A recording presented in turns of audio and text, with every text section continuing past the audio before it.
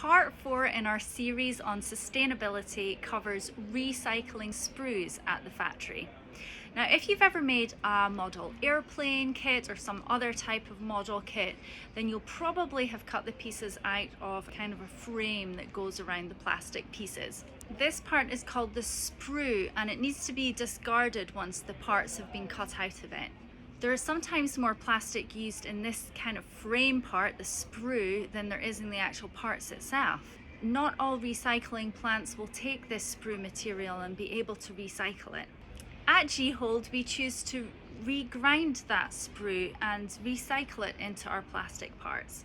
Not all manufacturers choose to do this, as sometimes the sprue material will have different characteristics from the virgin pellets that are used for the parts. The correct proportions need to be added to ensure that there's consistency in every production run.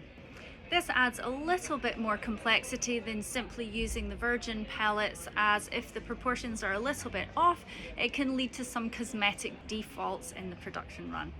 However, the zero waste benefits are undeniable.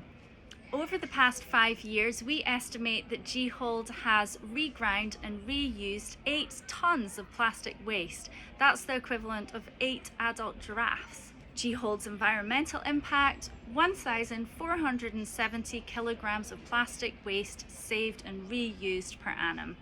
Consumer tip: contact the manufacturer if you're unsure what to do with leftover sprues from your model kits.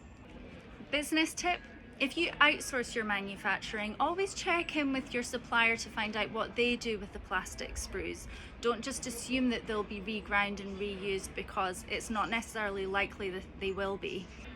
You can read more about reusing sprue material and useful links to find out what you can do with your sprue material at g-hold.com/news.